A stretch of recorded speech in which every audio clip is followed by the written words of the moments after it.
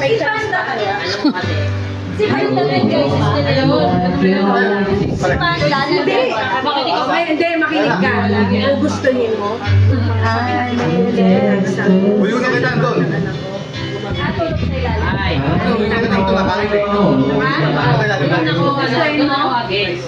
Kasi, Inabot ko yun ng munisipyo. Mananalawi lang ang anak ko na.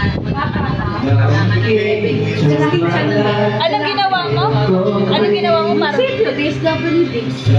Hindi naman daw pwede. Sabi ko, ipasok. Para huwag lang magpasama ko sa lalaki.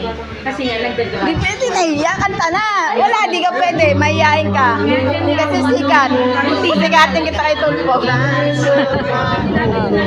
O Jason, nakanta na, ano na.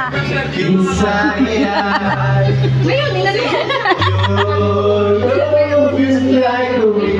akala ko di ko makanta. Ako hindi kumakanta, siya nakakanta. Pagka Laguna yan eh. Hindi pa kami ulit nag-uusap. Pero sabi ko sa kanya, kung talagang di ka maiwalay sa lalaki. Pero sabi ko sa kanya, ano man mangyari, huwag mo akong sisisihin kung ano maging kapalaran mo dyan. Ay, hindi. Sabi ko sa kanya, pag nagkaanak kami, tatanggapin dito. Sabi nung iba, bakit sinabi ko? Pinag-taste na nga eh. Minsan uuwi yan. Alam ko eh, na walang pagkain. Minsan talaga tingin.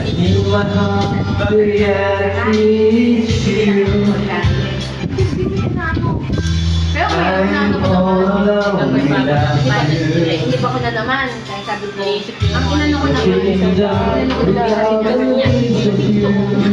Makapag-aral ka. Wala sinanapit na yun. Mag-aral ka niya. Pero matapakaw siya.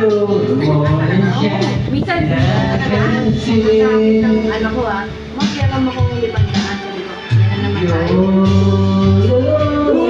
Wala na sa bayan. Ano ang ginawa niya? Mag-aasal siya ng paninda. Tapos papatungan niya. Yun ay babalik siya. Ay, daras. Hindi ko doon naman. Wala gabi yung buto mo. Kita ako nagkakaroon sa pangkasun sa'yo. Ha? Saan po nakakasama? Ba't talaga na-boyden ka? Nag-boyfriend ka? Ano mo? Pakatalong eh. Ano mo masyado kasi?